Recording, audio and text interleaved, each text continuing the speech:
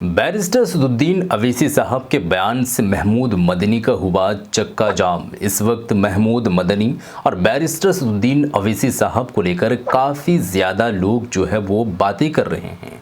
कोई जो है वो बैरिस्टर सदुद्दीन अवैसी साहब के साथ में है तो कोई उसके जो है वो साथ में नहीं है और महमूद मदनी के साथ में है। लेकिन परसेंटेज के अगर आंकड़ा लगाया जाए तो 90 से 95% से भी ज़्यादा बैरिस्टर सदुद्दीन अवैसी साहब के साथ में है, जो कि हक के साथ में है और बातिल के साथ में काफ़ी ज़्यादा कम के तादाद में लोग वहाँ पर उनको सपोर्ट कर रहे हैं, जिनकी कोई भी मान्यता नहीं है। इस वक्त दोस्तों सुप्रीम कोर्ट के एक जो है वो मशहूर वकील आप कह लेते हैं तो सीनियर वकील महमूद पराचा का मैं आप लोगों के सामने वीडियो रखने वाला हूँ। उनका राय क्या है, वो राय क्या दिए हैं महमूद मदनी और अरशद मदनी को लेकर, वो बातें मैं आप लोगों को सुनाने वाला हूं ताकि आप लोगों को वो बात जो है वो मालूम चल सके कि अरशद मदनी और महमूद मदनी आरएसएस के कितने बड़े दलाल हैं, वो आपको बिल्कुल अच्छी तरीके से मालूम चलेगा। और बैरिस्टर सदुद्दीन अवैसी साहब का भी एक बयान है जो मैं आप लोगों को सुनाने वाला हूं। तो आपसे बस हम एक ही चीज़ गुजारिश करना चाहेंगे, रिक्वेस्ट करते हैं कि आप हमारे साथ जुड़े रहें, वीडियो को आखिर तक आप ज़रूर देखें ताकि आपको जो है वो बेहतरीन अंदाज में जो ये लोग बता रहे हैं वो आप लोगों के जहनो दिमाग में बात जो है वो ढल जाए और उस चीज़ के बारे में आप अच्छी तरीके से जान पाएँ। तो सबसे पहले मैं आप लोगों को जो है वो वीडियो क्लिप दिखाने वाले हैं, चंद सेकंड के वीडियो है। वो बैरिस्टर सदुद्दीन अवैसी साहब ने कुछ बातें कहे हैं, इनका बात पहले सुनिए। उसके बाद जो है वो सुप्रीम कोर्ट के सीनियर वकील महमूद पराचा साहब का वीडियो मैं आप लोगों को दिखाने वाला हूँ। उनकी क्या है राय, वो आप लोगों तक राय पहुंचने वाली है। आप सबसे पहले बैरिस्टर सदुद्दीन अवैसी साहब का ये क्लिप देखिए दोस्तों। तो उलमाए सू हैं आप लोग। तीसरी बात, इमाम की बात कर रहे, इमाम आजम अबू हनीफा बनो, इमाम मालिक बनो, इमाम हुसैन की तरह शहादत का अजीम मर्तबा हासिल करो, कुर्बानी दो। ये वक्त के फिरौनों और तागुतों के पास जाकर अपने सर को मत झुकाओ। तो जी हाँ दोस्तों, बैरिस्टर सदुद्दीन अवैसी साहब का आप ये वीडियो देख चुके हैं। अब मैं आप लोगों को जो है वो महमूद पराचा साहब का राय रखने वाले हैं आप लोगों के सामने कि महमूद मदनी और अरशद मदनी को लेकर इनका क्या है बयान, ये क्या कहना चाहते हैं। और वाकई में दोस्तों ये जो बात कहे हैं, ये बात जो है वो आप जब सुनेंगे तो तब आपको जो है वो अच्छी तरीके से मालूम चलेगा और आप जो है वो जान पाएंगे कि महमूद मदनी जो अभी के टाइम पर एक पॉडकास्ट जब वो दिए और उसके बाद से जब उनकी सच्चाई सामने आए, वैसे कई सारे लोगों को ये बातें मालूम है कि अरशद मदनी और महमूद मदनी आरएसएस के एक बहुत बड़े दलाल हैं, लेकिन लोगों को कंफर्म नहीं हो पा रहा था, लोग जो है वो लोगों को सेटिस्फेक्शन नहीं मिल पा रहा था। तो जब ये अपने से बयान दिए पॉडकास्ट में, जब ये गए तो उसके बाद से यहाँ पर खुले तौर पर ये बैरिस्टर सदुद्दीन अवैसी साहब के मुखालिफत में, उनके अगेंस्ट में ये बातें रखें कि ये जो है महमूद मदनी साहब अवैसी साहब को एक जो है वो मुस्लिम लीडर नहीं मानते हैं और उनके साथ जितने भी लोग हैं वो सारे के सारे लोग जो है वो बेवकूफ़ हैं, पागल हैं, जो इनके साथ में घूमते हैं और इनको जो है वो अपने अंडर जो है वो लेने की कोशिश करते हैं। तो आप जो है वो आप लोगों के सामने हम उन्हीं का वीडियो रखने वाले हैं, महमूद पराचा साहब का जो सुप्रीम कोर्ट के सीनियर वकील हैं। तो उनका आप राय सबसे पहले सुनिए कि ये क्या कहना चाह रहे हैं, उसके बाद जो है वो और भी आगे हम आप लोगों को बातें बताएंगे। आप इनका सबसे पहले बात सुने। पर बात करने के लिए हमारे साथ सुप्रीम कोर्ट के सीनियर एडवोकेट महमूद पराचा जी हैं। सर, आपके सामने भी वीडियो आया होगा, पहली प्रतिक्रिया महमूद जी का जब आपने वो वीडियो देखा क्या लगा? मेरी प्रक्रिया तो वही है जो पहले थी। क्या? मैं बहुत पहले से कह रहा हूँ, लोग अब कहना शुरू कर रहे हैं। फर्क सिर्फ इतना है कि देखिए, मेरा किसी से जाती इख्तिलाफ और किसी की शख्सियत से इख्तिलाफ नहीं। जो लोग पूरी मिल्लत मुस्लिम समाज को बेच रहे हैं, जो देश के टुकड़े कराने के लिए आरएसएस और बीजेपी का पूरी ताकत से साथ दे रहे हैं, जो पाकिस्तान और चाइना के साथ मिलकर आरएसएस के साथ मिलकर देश तोड़ना चाहते हैं, मैं उन्हें आरएसएस का दलाल बोलता हूँ, बहुत सारे लोगों को बोलता हूँ। तो लोगों को लेकिन समझ में नहीं आती, बहुत सारे लोग मेरी बात उस वक्त थोड़ा सही तरीके से नहीं ले रहे थे। बहुत सारे अच्छे जर्नलिस्ट हैं जिन्होंने मुझसे बहुत कड़वे सवाल पूछे और बहुत बड़ी तनकीद। आज वो खुद आज वो सारे जर्नलिस्ट वो सब महमूद मदनी साहब को अब दलाल वही कह बात रहे हैं। लेकिन अब 5 साल बाद गया मैं आपको 2019 की वीडियो दिखाता हूँ जब हम सब लोग जान हथेली पे लेके CNRC की लड़ाई कर रहे थे उस वक्त ये क्या बोल रहे थे आप वो सुन लो। नजर आता है अगर चंद लाख या 20 लाख 30 लाख 50 लाख लोग पड़ोस के मुल्कों से यहाँ आ जाए और उनको वो कर लिया जाए तो कोई हर्ज नहीं है। लेकिन अगर कोई मुसलमान यहाँ है तो क्यों आएगा? अपना मुल्क छोड़कर मुसलमान अपने मुल्क छोड़कर यहाँ मेरे यहाँ क्यों आएंगे? मुझे कोई मुसलमान नहीं चाहिए, मुझे नहीं चाहिए। ठीक है, तो अब जो रसूल अल्लाह के निजाम मुस्तफा के खिलाफ बोल रहे हैं ये भी बयान काफी तो वायरल की बात नहीं है। देखिए ये लोग जब मैंने ये कहा था कि ये इनके चाचा जो ये बोल रहे हैं कि हम मनु के चरणों में सर झुकाते हैं और हम सबसे कहते हैं आओ मनु के चरणों में सर झुका लो, तब मैंने मेरी बात के लोगों ने तनकीद की। हालांकि मुझे खुशी है इस बात की कि 70% लोग तब भी मेरी बात मान रहे थे, लेकिन 30% लोग ऐसे थे ना जो मेरी बात नहीं मान रहे थे। अब सारी चीजें एकदम साफ होगी दुनिया के सामने। ये इसीलिए लेकिन मेरी इनसे आज भी कोई लड़ाई नहीं। समझे आप? टीवी पे इनके इंटरव्यू क्यों दिखा रहे हैं? भाई इनके अंदर ऐसी कौन सी कला है कि चाहे रजत शर्मा को ले लो चाहे किसी को ले लो, इन्हीं का इंटरव्यू ले रहा है बुला बुला के। अच्छा, ये सवाल भी वो आपने टीवी वाला सवाल उठा लिया। और रजत शर्मा बेईमान आदमी, ये सारे क्रिमिनल जो हैं सारे के सारे क्रिमिनल्स जो टीवी अपने आप को प्रेस बताते हैं तो सब बेईमान क्रिमिनल्स। ये इनको क्यों बुला के इनके इंटरव्यू लेते हैं? तालियां बजती हैं इनके। मतलब रजत शर्मा के प्रोग्राम में अगर महमूद मदनी के लिए ताली बज रही है तो वो ताली कौन बजाता है? सारे के सारे जो दर्शक आते हैं वो तो RSS के लोग ये खुद ही बुला के लाते हैं। मैं जब जाता था प्रेस में, मैं तो जब किसी क्रिमिनल मीडिया में जाता था एक चीज प्रूव करने के लिए कि इन सब के घर में घुस के भी इनको एक्सपोज किया जा सकता है इनके प्लेटफॉर्म पे भी। मैंने वो दुनिया को दिखा दिया तो मेरे लिए तो ताली नहीं बजती थी।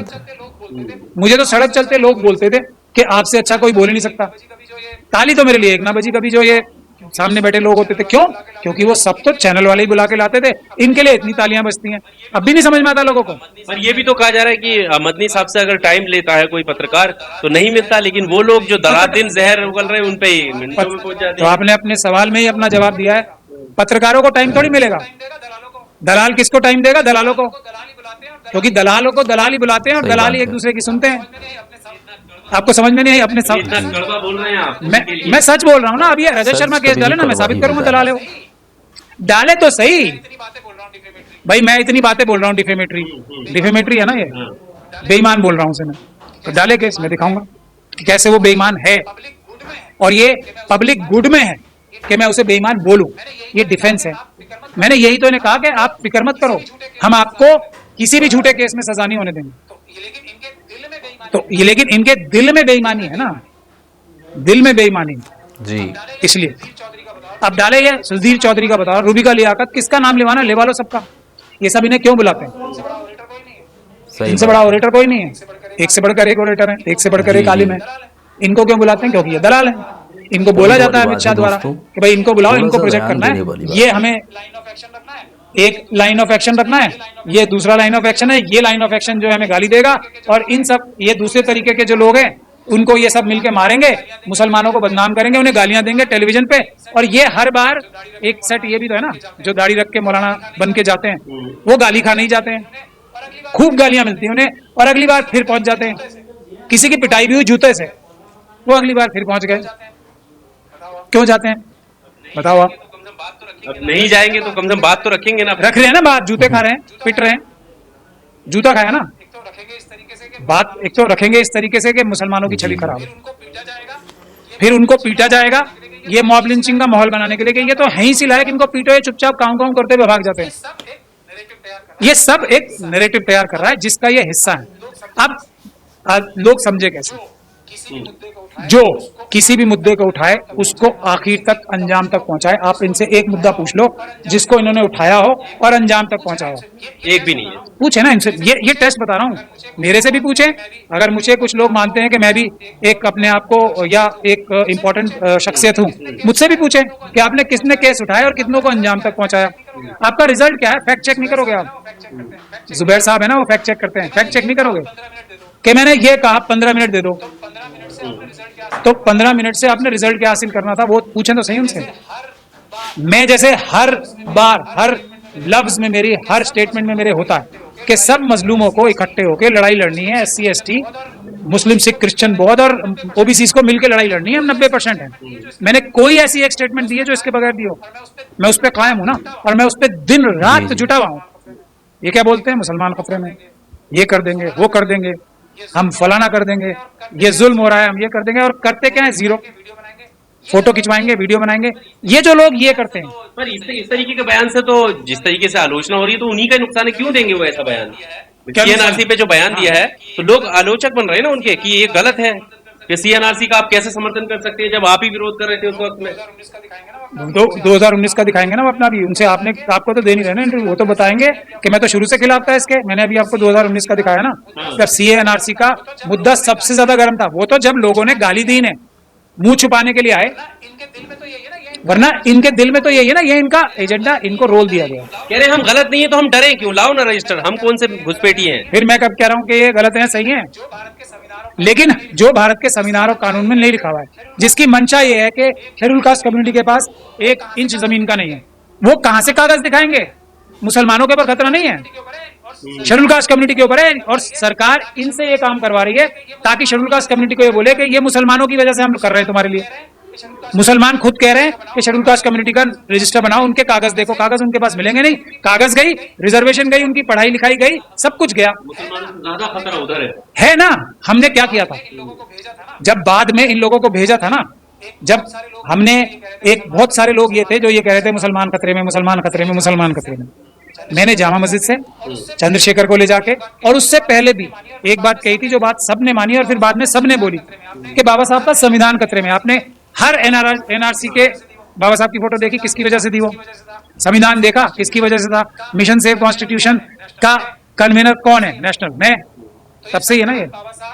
तो ये संविधान बाबा साहब जो सारे CNRC में पहले दिन से लगे थे, वो किसकी वजह से लगे थे? अब इसकी वजह से वो इसको मुसलमान इशू बना नहीं पा रहे थे। ये सबसे बड़ी नफरत मेरे से है।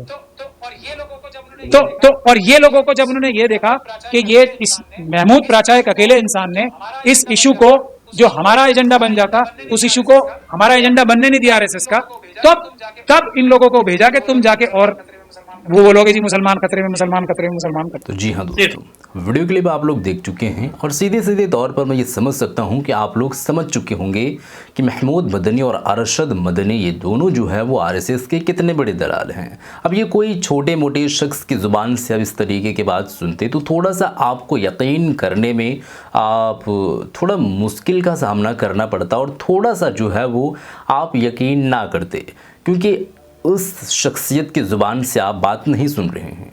लेकिन किन की ज़ुबान से आप बात सुन रहे हैं? जो इस तरीके के कामों में हमेशा लगे रहते हैं, जो एक वकील हैं और वहाँ के वकील हैं सुप्रीम कोर्ट के सीनियर वकील हैं।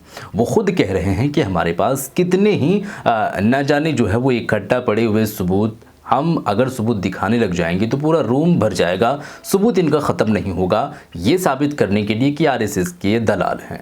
और मुसलमानों को जो है वो पीठ पीछे इस तरीके से बुराई करते हैं, गोदी मीडिया के सामने जाते हैं, इंटरव्यू देते हैं और इस तरीके के ही काम करते हैं जो मुसलमान जो है वो बदनाम हो। मुस्लिम होकर के एक मुसलमान को ही बदनाम करने का ये काम करता है। और आप लोग वो तो पॉडकास्ट तो देख ही लिए हैं दोस्तों की खुलेआम ये कह रहा है कि हम ओवैसी साहब को लीडर नहीं मानते, हम ज़ाती इख्तलाफात लोगों को होता है और एक दूसरे के बीच में भी इख्तलाफात का सामना लोगों को करना पड़ता है, भाई भाई में भी होता है और न जाने आसपास पड़ोस में भी इस तरीके के मामलात देखने को मिलते हैं, किसी किसी से हो जाता है। तो इसका मतलब ये नहीं है कि उसको इतना आम कर दो कि लोग हमारे बारे में सोच करके और खिल्ली उड़ाएं, हंसें कि एक दूसरे में ही उन लोगों को जम नहीं पा रहा है। हत्ता कि ये हो गई है दोस्तों कि बैरिस्टर सदुद्दीन अवैसी साहब के साथ में तो पूरे कौम के लोग हैं ही उनके साथ में, क्योंकि वो इकलौता ऐसा बंदा है कि संसद में इस तरीके की आवाज़ उठाते हैं। है कोई माई का लाल कि इस तरीके के संसद में मुसलमानों के लिए, बाबरी मस्जिद के लिए, CA के लिए, NRC के लिए, NPR के लिए 3 कानून जो लगा है उस पर लेकर के कोई बात करे। लेकिन ओवैसी साहब जो संसद में जाते हैं और बेबाक अंदाज में बेबाक होकर के और अपनी ज़ुबान से ये बात को निकालते हैं, तो अरशद मदनी हो या इस तरीके के अदर जो पार्टी से ताल्लुक़ रखते हैं जो सांसद हैं, वो क्या आवाज़ को इस तरीके से उठाते हैं? नहीं उठाते हैं।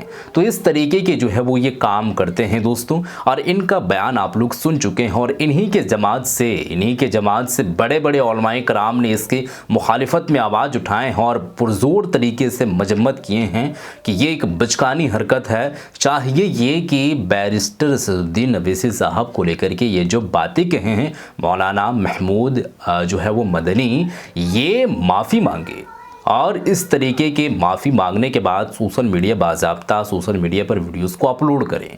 तो ये जो है वो बातें की जा रही है और खुले तौर पर ये ऐलान कर रहे हैं दोस्तों। तो आप लोग समझ चुके हैं ओवैसी साहब के बयान भी आप लोग छोटी से आप लोग सुने। उसके बाद महमूद पराचा जो सुप्रीम कोर्ट के सीनियर वकील हैं, इनका भी आप लोग बयान सुन चुके हैं। अब इस वीडियो को आप ज़्यादा से ज़्यादा शेयर कर दें ताकि और भी लोग जो बचे हुए हैं उन तक भी ये जानकारी पहुँचे और उन्हें भी ये बात मालूम चले। बहरहाल इस वीडियो में तब बस इतना ही, मिलते हैं एक और नई वीडियो के साथ, तब तक के लिए खुदा हाफिज़।